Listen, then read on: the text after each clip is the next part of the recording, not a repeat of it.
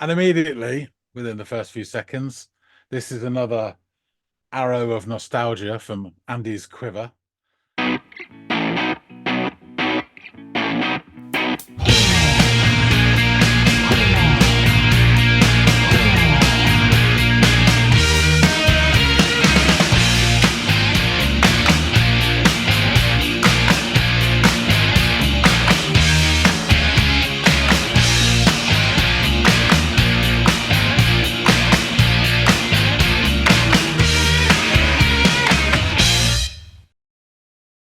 Hey, everybody, and welcome to another episode of the Audiophiles. My name is John. His name is Andy. It is. And before we begin, just put me in a wheelchair. Get me to the show. Hurry, hurry, hurry before I go loco. I can't control my fingers. I can't control my toes. Oh no. Oh. Bam, bam, bam, bam, bam, bam, bam, bam, bam. More on that later. But first, we've got a song to listen to. What have you got, Andy? I have a band called Toad the Wet Sprocket. God, I hate those dry sprockets. Have you heard of this band before at all? No, I have not. You would think you'd heard that name before if you heard it once, I'm sure. Yeah. Fair enough. The track that I'm going to have you check out by them is called Fall Down. Okay. All right. So hop along, give Toad and the Wet Sprocket a listen, and come back and let me know what you think of it, man. Okay, we'll do. All right. She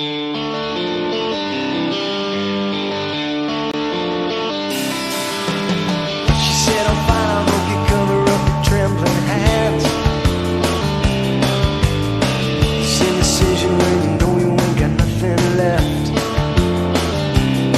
Well, the good times never stay, and the cheap thrills always seem to fade away. When will we fall? When will we fall down? Let's jump back, gotta get out of here. Been too long this time. Let's jump back, gotta get out of here. When will we fall down?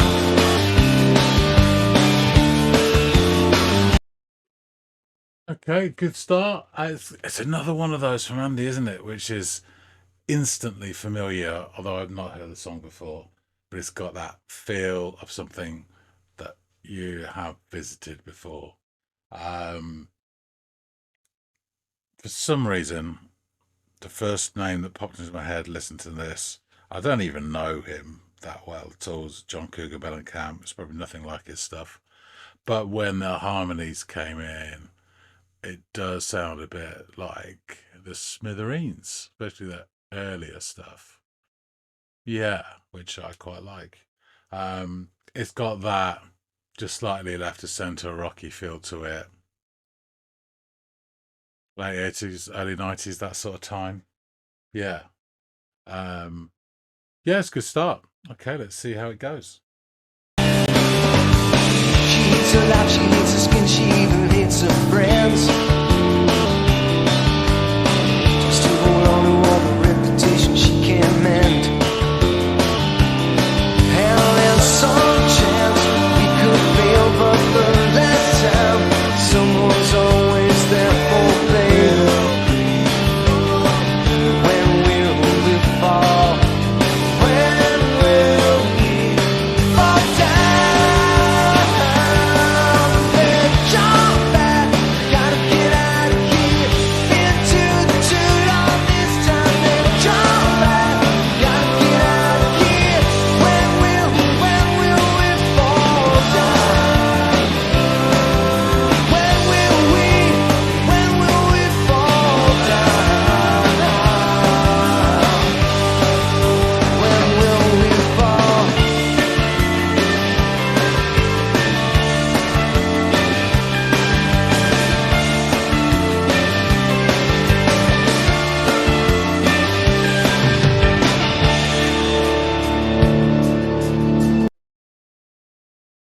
Well, wasn't that guitar solo odd sounding in a good way?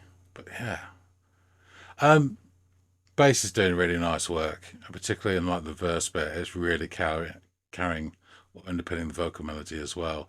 And guitars are kind of embellishments over the top. Really, it's nicely done though.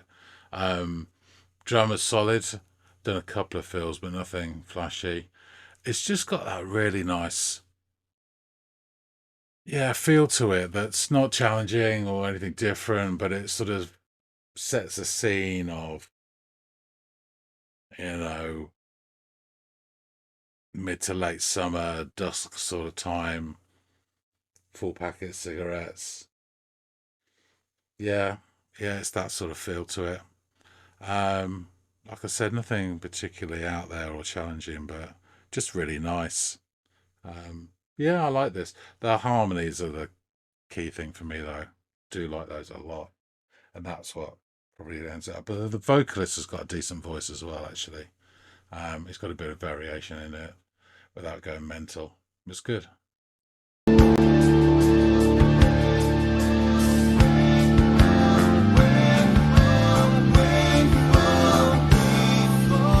She said I'm fine, I'll make it go with trembling hands.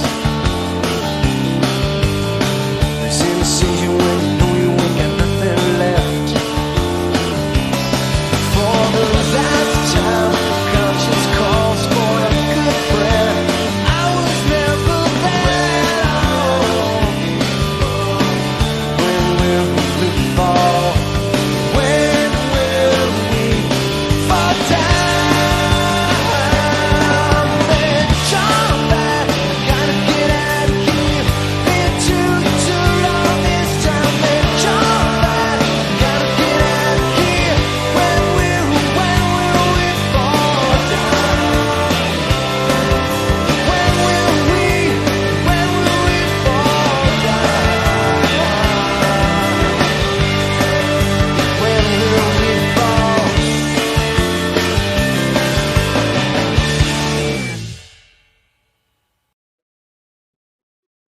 Up on me. Yeah, it's bugging me a little bit. This does sound like something, but I can't think what it is. But I'll say I'm guessing probably early 90s. And that's sort of slightly off mainstream rocky. I wouldn't have listened to back then. So if it is something from then that it reminds me of, I haven't got a Scoobies of remembering what it was. But yeah, this is nice. Um, yeah, I think the harmonies really sold it for me. It was a decent song though. Okay, let's get back to Andy and learn a bit more about the song and the band. All right, so you've returned. So this wasn't familiar to you in any way, shape, or form? No. Fair? Well, yes, but no. But Okay. yes, but no. So yeah, first thing, haven't thought about it. It's still a shit name for a band, sorry. But anyway. So it starts off with this nice guitar riff, and then we have splish splash, tom tom tom, and we're in. And immediately, within the first few seconds, this is another arrow of nostalgia from Andy's quiver. A really nice sort of tone on the guitar, sort of puts it to me in my mind of maybe early 90s, kind of left of center rock. Deja vu. It's like an instantly familiar song that I've never heard before. Hmm. Had that experience recently, as I remember. So deja entendu, as they say. For some reason, just like before, the name of an artist that I don't really know popped into my head. I don't know why it's ones that I don't know that come into my head. And the first few seconds of this, again, can't explain because I only know about 4 of his songs. John Cougar Mellencamp just pinged into my head. Interesting. Okay. And it has that, and it's my idea of him rather than what he sounds like. That sort of blue collar feel to it. Is it called like Heartland rock? I mean, this wasn't that. This is slightly more sophisticated and has gone through a bit of an alt rock filter, but it kind of has that roots to it. I can totally You know see what I what you're mean? saying. Yeah. So I will say this, this guy starts singing. The singer has a really good voice. and he does have some range to it as well when he launches into the chorus. But before we get there, so in the first verse, we have this really nice structure where the bass really holds the melody and the guitars just embellish. And what they're doing is they're picking notes and they don't really hit any chords until you get that fall down line, which leads into the chorus. Mm-hmm. So while they're doing this and the bass is doing its thing and the vocal melody is doing its thing, you get this sense from the guitars of movement, but it's like a bicycle wheel spinning when it's, been turned upside down. So it's moving, but it's not going anywhere. And that's what I get from the guitars. So rather than traveling movement. So it gives this verse, this is all in my head, this sort of tone of almost examining something, like turning it over in your hands. That's what I got anyway. Yeah. Which made it feel, again, like it's nostalgia, like he's talking or examining an incident or a person or a memory. Not really getting a lot of the lyrics. There's a really nice, strong, steady beat from the drummer. He does nothing flashy. He does a couple of fills later on, but it's just a really solid turn on the sticks throughout. And I, enjoyed that. And that sort of really strong beat with the bass and everything sort of drives the verse bit. And then during this first verse, the harmonies and the backing vocals come in. I mean, it's the same people doing it, but it's not just harmonies. They're singing lines as well as harmonizing and doing all sorts of stuff. And it really elevates this song. And now I'm getting sort of essence of the Smithereens from their sort of late 80s, early 90s period. That's sort of, especially for you, Green Thoughts, 11. They're the ones I know the best as well, that I really like. Again, it's quite nothing out there about their stuff, but it's just really, really, really good, solid writing, and I really like it.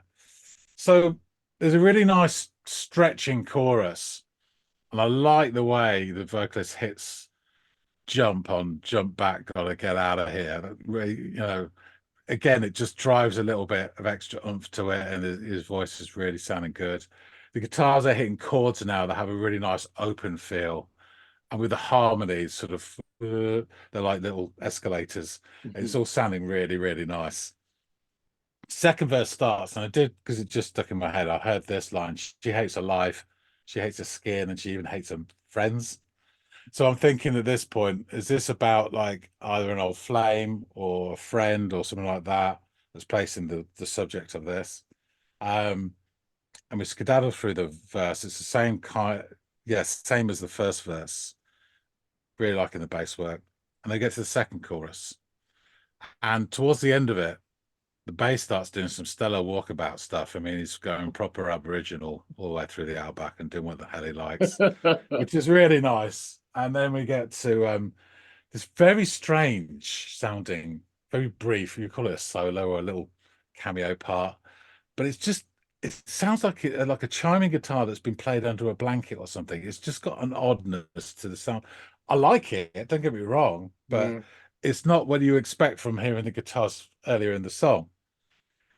It breaks down, of course, because it has to, and to just this hi-hat and a bass, and then in come the backing vocals emerging from the subterranean tunnel, and it's all like it's been done before, but it's all very pleasing and really nice. And they could have done that for a few more bars, to be honest with you. And then we go back to the chorus, and again, it's nice and bright and big and wide, and that odd solo sounding guitar part, whatever it is, actually comes back in for that last chorus until we get to the end, where it finishes, where I always picture the way they finish it is the old sort of flick off the hip at the end. That's what it sounded like to me.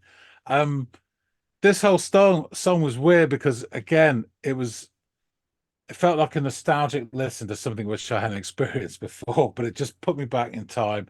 It's a really decent, well-crafted song, nothing challenging or off the wall, just really solid.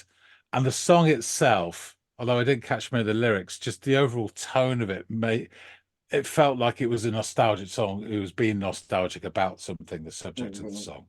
It felt like it's looking back. So it's really nice piece of sort of like semi-alt rock. I enjoyed it. I suspect from the way he sounded and the way some of the guitars that this was perhaps a dialed back version of themselves, and they probably got heavier output in their ordnance, Mhm. to come to the band. But yeah, yeah, really good song. Good. I'm glad you liked it. I'm just a little bit surprised with how well this song did, and this album and the one that came out before it, that it didn't get some play over there or didn't come across. It Either might have done, but I missed it. Yeah, yeah, and that surely happens. I mean, there's just so much out there, right? Sure. But yeah, they are an American alternative rock band. They were formed in Santa Barbara, California in 1986.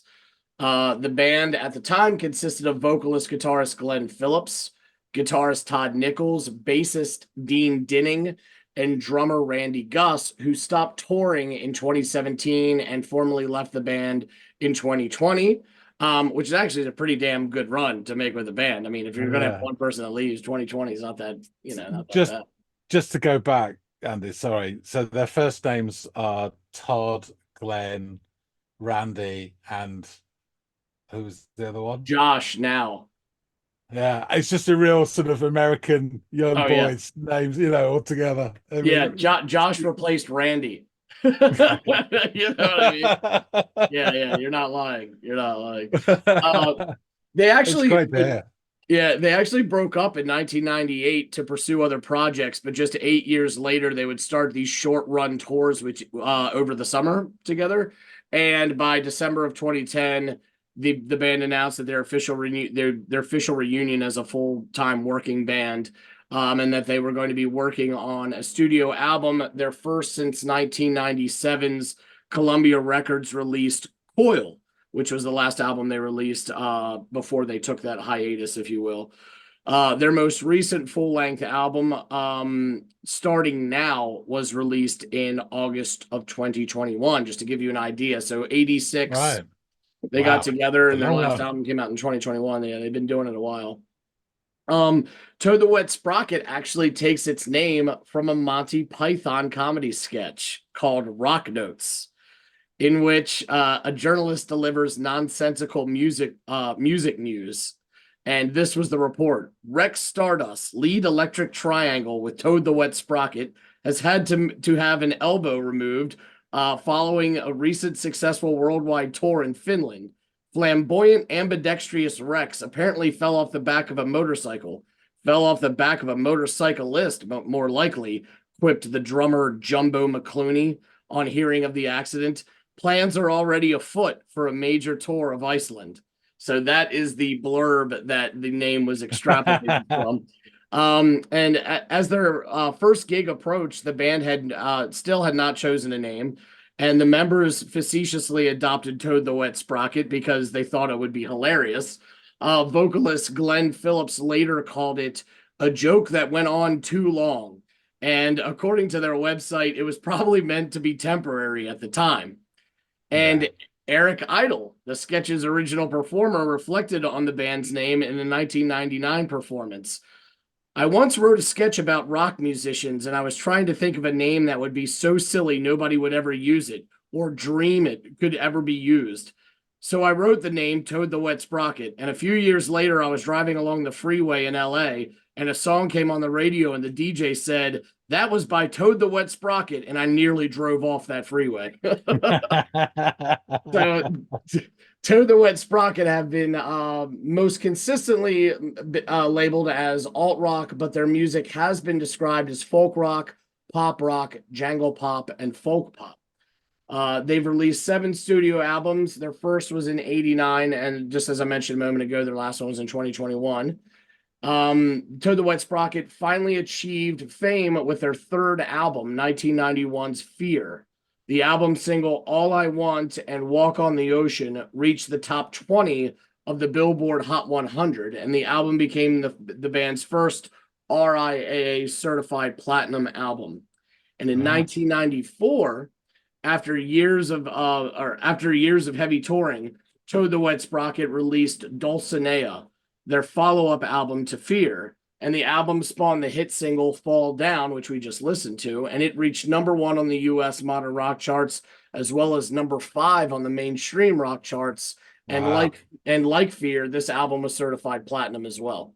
So they had 2 platinum albums, which is I guess why I was like, oh, that's a bit of a surprise. But like you said, when there's so much to choose from and only so much time, shit can slip through the cracks. Let's dig into these lyrics. So she said, I'm fine, I'm okay, cover up your trembling hands. There's indecision when you know you ain't got nothing left. Well, good times never stay, and the cheap thrills always seem to fade away. When will we fall down? When will we fall down? When will we fall down? Jump back, gotta get out of here. Been too long this time, yeah. Jump back, gotta get out of here. When will we fall down? She hates her life, she hates her skin, she even hates her friends. Tries to hold on to all the reputations she can't mend. And there's some chance we could fail, but the last time someone that was always there for bail. When will we fall down? When will we fall down? When will we fall down? Jump back, gotta get out of here. Been too long this time. Yeah, jump back, gotta get out of here. When will we fall down? When will we fall down? Oh, when will we fall down? When will, below the bridge, when will we fall down?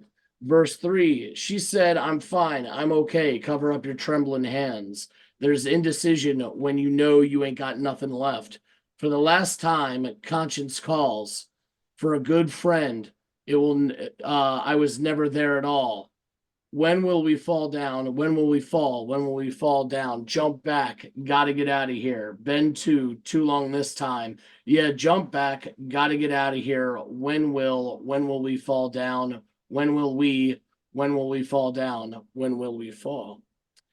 And singer Glenn Phillips said of the song, I think it was written before the Fear album came out, actually, which was the album that preceded the one on which it featured. This was an early one for us and loosely based on a woman, a girl at the time in high school, who was rebelling against living out who was rebelling against and living out people's worst expectations of her. I think when you're understood, there's an urge sometimes to self-destruct as a form of rebellion. So watching that happen and thinking about it was what inspired this song.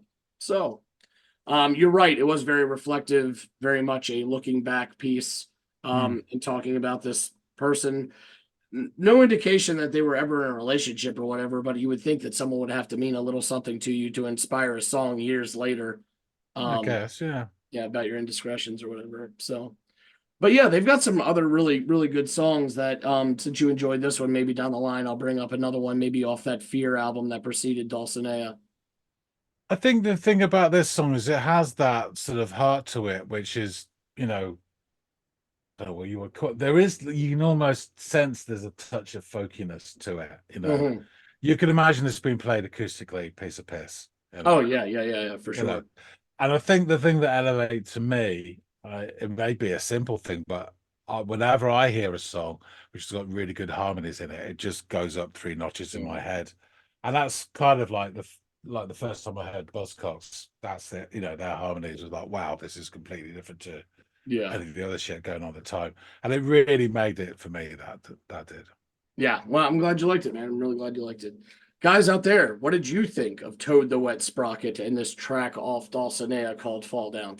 Would really like to hear your guys' thoughts on it. Perhaps if you're familiar with these guys, some other tracks by them that you really enjoyed that came out during that late 80s to late 90s period, really from like 91 to 97, they were putting out some really big stuff.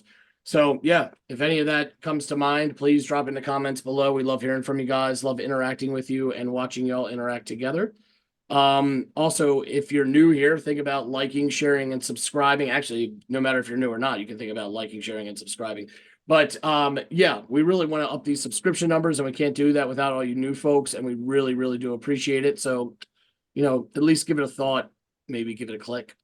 All that out of the way, John and I hope to see all y'all and growing numbers on the next installment of the Audiophiles. See you later, guys.